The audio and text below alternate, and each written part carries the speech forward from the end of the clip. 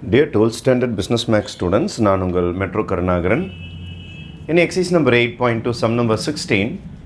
இந்த கொஷினில் பார்த்தீங்கன்னா உங்களுக்கு 14, 15, 16, 17 எல்லாம் ஒரே மாடல் சம்ஸ்.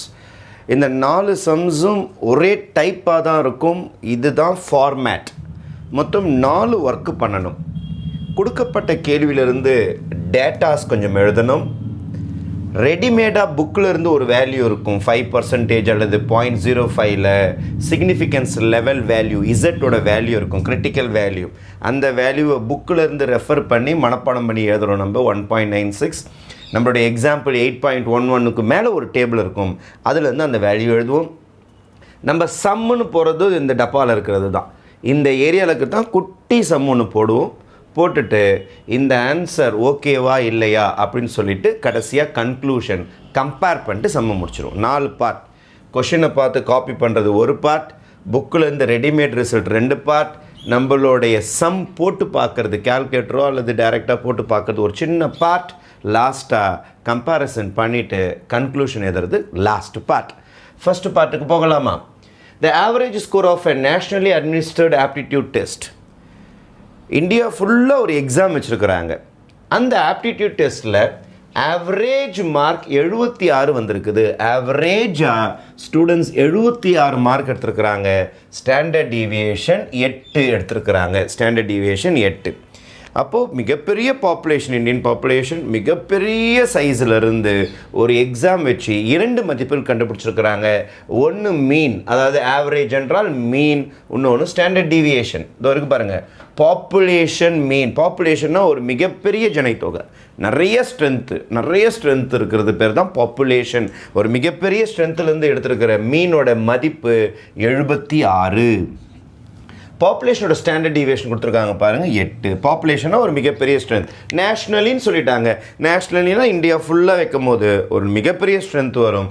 அதுதான் பாப்புலேஷன் மீன், பாப்புலேஷன் ஸ்டாண்டர்ட் டீவியேஷன்.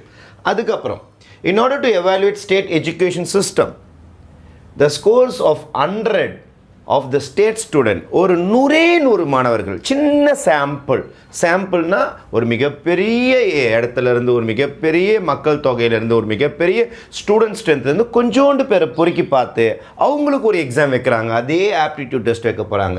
அப்போ சாம்பிள் சைஸ் பார்த்திங்கன்னா 100 மாணவர்களை தேர்ந்தெடுக்கிறார்கள். அப்போது சாம்பிள் சைஸ் ஒரு 100 பேரை தேர்ந்தெடுத்து அவங்களுக்கு ஆப்டிடியூட் டெஸ்ட் வச்சு அவங்களுக்கும் ஆவரேஜ் மார்க் கண்டுபிடிக்கிறாங்க. in order to evaluate state education system, the scores of 100 state students was randomly selected. These students had an average score of 72. இந்த 72 என்பது இந்த 100 மாணவர்களுக்கு சொந்தமானது. அதனால் சாம்பிள் மீன் என்ற இடத்துல நீங்கள் 72 போட வேண்டும். கிட்டத்தட்ட எல்லாத்தையும் ஃபில் பண்ணியாச்சு. நல் ஹைபோதசிஸ் அப்படின்னா என்ன அர்த்தம்? ஆல்டர்னேட் ஹைபோதசிஸ் அப்படின்னா என்ன அர்த்தம்? அவங்க என்ன கேட்குறாங்கன்னா, these students had an average 72. Tested significance level of 0.05. There is a significant difference between the state score and the national score. National wide கண்டுபிடிச்சாங்க பாருங்கள், மிகப்பெரிய ஜனத்தொகைக்கு எடுத்தாங்க பாருங்கள், மிகப்பெரிய மாணவர்களுடைய ஸ்ட்ரென்த்துக்கு எடுத்தாங்களே அந்த வேல்யூக்கும் இந்த 100 பேருக்கு எடுத்தாங்களே அதுக்கும் வித்தியாசம் இருக்கிறதா இல்லையா, டிஃப்ரென்ஸ் இருக்கிறதா இல்லையா அப்படின்னு சொல்லிட்டு கேட்குறாங்க. சிக்னிஃபிகண்ட் டிஃப்ரென்ஸ் இருக்கிறதா இல்லையா? H0 அப்படி என்றால் பாப்புலேஷனுடைய மீன். H0 என்றால் நல் ஹைபோதசிஸ், அதாவது பெரிய பாப்புலேஷன் எடுத்தாங்க பாருங்கள், நேஷ்னல் வைடு மீன், அது ஓகே. சிக்னிஃபிகண்ட் டிஃப்ரென்ஸ் எதுவும் பெரிய வித்தியாசம்லாம் கிடையாது, இதுக்கும் ஒரு பெரிய வித்தியாசம் கிடையாது, ஓகே அப்படின்னு சொல்கிறது தான் 76. இப்போ நல் ஹைபோதசிஸ் என்றால் ஒரு மிகப்பெரிய பாப்புலேஷன் எடுக்கப்பட்ட மீன் ஓகே, எந்த பிரச்சனையும் கிடையாது. அப்போது இது எந்த ப்ராப்ளமும் கிடையாது. சிக்னிஃபிகண்ட் டிஃப்ரென்ஸ் இருக்குதான்னு கேட்டிருக்காங்க. இதோட அர்த்தம் no significant difference. No significant difference, ஒரு மிகப்பெரிய சேஞ்ச் இல்லைப்பா, ஒரு மிகப்பெரிய மாற்றம் இல்லைப்பா, நேஷ்னல் வைஸ் எடுத்ததே ஓகேப்பா அப்படின்னு சொல்கிறது தான் H0. அதாவது இந்த மியூவே ஓகே. ஆல்டர்னேட் ஹைபோதசிஸ் அப்படின்னா என்ன அர்த்தம்னா, ஆல்டர்னேட் ஹைப்போதசிஸ் அப்படின்னா என்ன அர்த்தம்னா இது ஓகே கிடையாது, இந்த 76ல் பிழை இருக்கிறது, இந்த 100 பேர் வச்சு எடுத்தாங்க பாருங்கள், இந்த 100 பேர் வச்சு எடுத்தாங்க பாருங்கள், அந்த மதிப்புக்கும் நேஷ்னல் வைடு எடுத்தாங்களே அந்த மதிப்புக்கும் சேஞ்ச் இருக்கிறது, ஒரு பெரிய டிஃப்ரென்ஸ் இருக்கிறது அப்படின்னு சொல்கிறது தான் நல் ஹைப்போதசிஸ். 76 கிடையாது, சேஞ்ச் இருக்கிறது, மாற்றம் இருக்கிறது, அப்போது சிக்னிஃபிகண்ட் டிஃப்ரென்ஸ் இருக்கிறது, ஒரு மிகப்பெரிய மாற்றம் இருக்கிறது சொல்கிறது பேர் தான் alternate hypothesis. Alternate hypothesis 76 okay not okay அப்படின்னு அர்த்தம். சரி, அவங்க தான் சொல்லியிருக்கிறாங்க, டெஸ்ட் பண்ண சொல்லியிருக்கிறாங்க. சிக்னிஃபிகண்ட் லெவல் 0.05, இதான் சிக்னிஃபிகண்ட் லெவல் 0.05. நம்மளுடைய டேபிள், நம்மளுடைய புக்கில் எக்ஸாம்பிள் 8.11க்கு மேலே ஒரு டேபிள் இருக்கும், அந்த டேபிளில் இந்த 2 tailed டெஸ்ட்டுன்னு இருக்கும், அந்த இடத்துலேருந்து இந்த மதிப்பு எடுத்துங்க. ஏன்னா இதில் நம்மளுக்கு நல்ல ஹைப்போதசிஸ், ஆல்டர்னேட் ஹைப்போதசிஸ் ரெண்டுமே ஸ்டாண்டர்ட் வேல்யூஸ்ன்றதுனால உங்களுக்கு இன்க்ரீஸிங் டிக்ரீஸிங் அப்படின்னா நம்ம லெஃப்ட் டெயில் ரைட் டெயிலெலாம் போடுவோம், சிங்கிள் டெயில் போடுவோம். இது வந்து டபுள் டெயில் டெஸ்ட் தான் போட போகிறோம். அதனால் அந்த வேல்யூ இருக்கும் பார்த்துங்க, 0.05ல் 1.96ன்னு ஒரு இசட் வேல்யூ இருக்கும், கிரிட்டிக்கல் வேல்யூ, அந்த நார்மல் ப்ராபிலிட்டியோடையது, அதை எடுத்து வந்து இங்கே எழுதிட வேண்டியது தான். எழுதிட்டு நம்ம சம்முக்கு போகலாம். டெஸ்ட் ஸ்டாட்டிஸ்டிக்ஸ் இங்கே தான் நம்ம சம்மே போட போகிறோம். இது வரைக்கும் எல்லாமே நம்ம பார்த்திங்க காப்பி அடிச்சது தான். நீங்கள் எக்ஸாமில் எதுனா 2 நிமிஷத்தில் இது எழுதி முடிச்சுடுவீங்க, இது ஒரு 2 நிமிஷம் ஆக போகுது, அவ்வளோதான். Z is equal to x bar கிட்ட வாங்க 72 மைனஸ் மியூ கிட்ட வாங்க, மியூ வந்து 76, ஷிக்மானா ஸ்டாண்டர்ட் டீவியேஷன் ஒரு 8 பை ரூட் என்னா ஒரு 100, 72 76 போச்சுன்னா -4 பை 8 பை ரூட் 100 வந்து 10 ஆகிடும். -4 ரெசிப்ரோக்கலாக போட்டுக்கிறேன், 10/8. இது அடிச்சிங்கன்னா 2 டைம்ஸ், இது அடிச்சிங்கன்னா 5 டைம்ஸ், -5. இதுதான் இசட்டின் மதிப்பு. நம்ம 2 tail டெஸ்ட்டு போகிறதுனால என்ன வேல்யூ வருதோ அதுக்கு மாடுலஸ் எடுத்துருங்க. Modulus of Z is equal to +5.